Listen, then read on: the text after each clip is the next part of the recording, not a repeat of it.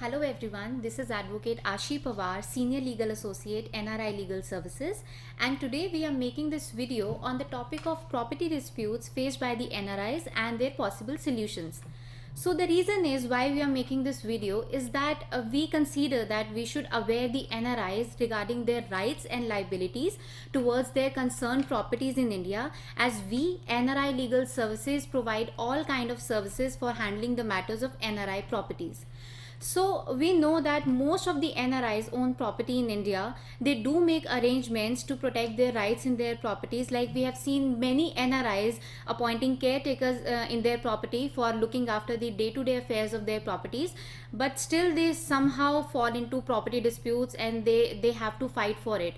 So the NRI properties can be easily encroached upon by their relatives, by family members, by neighbors, by other co-owners, and in some cases by unknown persons also. So in order to protect your valuable rights in your properties, you should know what measures have to be followed and what legal actions have to be taken to if any property dispute occurs. So in this video I will be discussing various kind of property disputes, like disputes regarding the ownership of the property, disputes regarding the illegal possession of the property, buyer and seller disputes, real estate disputes, landlord and tenant disputes. So if you are an NRI and you have been facing such kind of a situation, then do watch this video till the end. And if you require any free legal advice, then do contact us, as we are experts in handling the matters pertaining to NRI properties. So firstly we have to understand what is a property dispute. Any legal dispute that involves immovable property, that is a piece of land, agricultural or non-agricultural, commercial properties, residential properties, flats, apartments, etc. So it is a property dispute. So when one is dealing with a property dispute, it can create a lot of stress. Why? Because the property disputes involve so many local laws, so local property laws, where the disputed property is situated. So assistance of a property lawyer is very significant under these circumstances. So it is always advisable that you should seek a proper legal advice and settle the matter through legal means. And in case of NRI properties, obviously the situation becomes much worse. Why? Because the people take undue advantage of the absence of an overseas citizen. So as an initial step, what people do is, for the purpose of resolution of the conflict, they try to settle the matter out of the court, and when they fail to do so, they contact a civil lawyer, more particularly a property lawyer or a property law firm, to get proper legal advice, proper guidance, proper representation, and for timely approaching the competent authority for the adjudication of the matter. Now I will give you an overview of what type of property disputes are faced by the NRI clients, and how we can protect ourselves from these disputes and solutions to these disputes. So let me highlight you what topics I am covering in this video. So there are total 8 disputes. First is dispute related to the ownership of the property. Then comes dispute related to the inheritance of ancestral and self-acquired property of the deceased person. Then comes disputes related to the unauthorized possession of the property, where the property is possessed by some unknown person against the wishes of the true owner. Then comes landlord and tenant disputes. And then there is disputes between the true owner and the caretaker of the property, where the caretaker is refusing to vacate the property. Then comes disputes with the co-owners of the property, where they are in the joint possession. Then disputes between buyer and seller, and at the end we will discuss real estate disputes. So the disputes may arise between the family members, between relatives, between co-owners of the same plot number or khasra number, between neighbors, between buyer and seller, between buyer and builder, and so forth. So it may arise with the government organizations also, but we are not touching this part in this video. So let's just proceed, and we'll discuss one by one each topic. So first one is dispute regarding the ownership of the property. A person who is having a proper ownership title document in his favor qualifies for fruitfully enjoying his property as per his own wishes. For the purpose of dealing with the ownership dispute, one should have a proper title document in his favor, and also his name should reflect in the municipal and revenue records.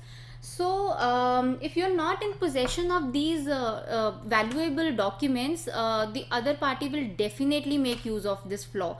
But if you have these documents, obviously you can approach the court of law and seek relief, and you will definitely get justice. These disputes may also arise when the property is inherited by way of will or transfer deed or gift deed, and these deeds are not lawfully executed. While purchasing or selling a property, one should always keep that in mind, that you should make your preliminary inquiries regarding the status of the property, that it should be free from all kind of disputes, and the other party is also a genuine party and is holding a clear title of the property.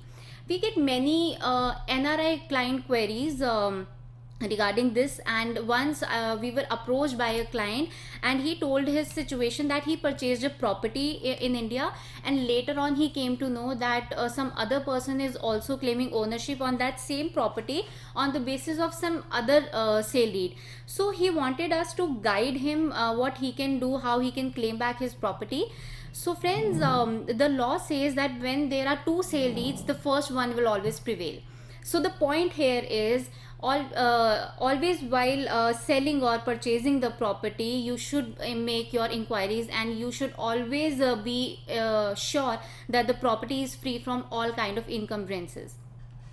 Now I have covered this topic, and I will jump into the next topic, and that is disputes related to the inheritance of ancestral properties and self-acquired properties of the deceased person. I will break this topic into two headings. First we'll discuss the ancestral properties, and then I will discuss the self-acquired properties.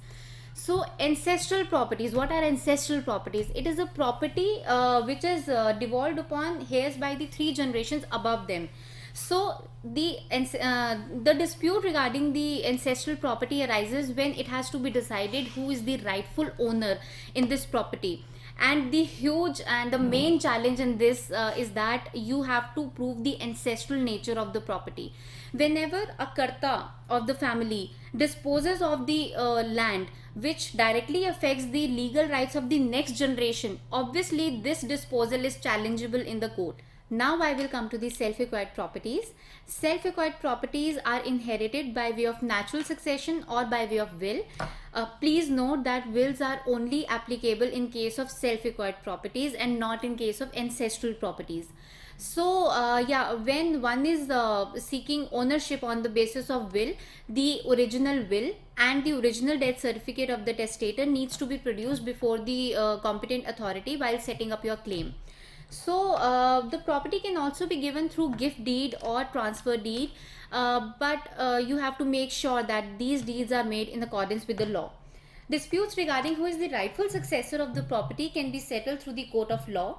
And one thing I would like to point out here is that while making the deed, the contents of the deed should be very clear and should be very precise, so that when a third party is reading the deed, he should know what the testator is intending to do and why he is giving the property to the beneficiary. So I have covered this topic, and now I am going to the next topic, and that is disputes regarding the unauthorized possession of the property, that is possession against the wishes of the true owner. Illegal possession of the property is a very common problem in India, and in case of NRIs, obviously the situation is much worse. When NRI properties comes under illegal possession of an illegal occupant, it is a huge task to get the property vacated. Because in India there are some governing laws which are protecting the rights of the possessor even if they are not the owners of the property. So yeah, it is a very difficult task to get the property vacated, and these laws are definitely being misused in the hands of these illegal possessors. They in some cases they may create some fake documentation also to secure their possession. So to get rid of these illegal possessors, what you can do is you can file a criminal complaint and also a civil suit in the civil court. Now, let me discuss with you the next topic, and that is landlord and tenant disputes. To protect yourselves from these kind of disputes, we always advise you to execute a rent agreement with the tenant, and it should be accepted and signed by both the parties. You can seek eviction of the tenant on the ground that he is not paying you the rent and he is not vacating the property despite of your personal needs. You can seek eviction on any other ground, like the tenant is not is using the property for some illegal activity, or the tenant has sublet the property without taking your prior permission, or the tenant has damaged the property, and so on. So the landlord tenant disputes can be settled by filing a civil suit in the court of rent controller, and you can seek eviction of this defaulter tenant from your property like this. So the next kind of dispute is dispute between the true owner and the caretaker of the property, where the caretaker is refusing to vacate the property. Most of the NRIs have appointed caretakers in their properties in order to protect, to look after, to maintain their properties, as they are unable to do so personally. A caretaker is a person to whom the permissive possession has been given, and we advise you to always and always execute a caretaker agreement with the caretaker. Because what happens is, when a caretaker is trusted blindly, he starts claiming ownership of the property on the basis that he has taken care of the property for so long and he has resided in the property for so long. And the caretaker may also claim ownership on the basis of adverse possession.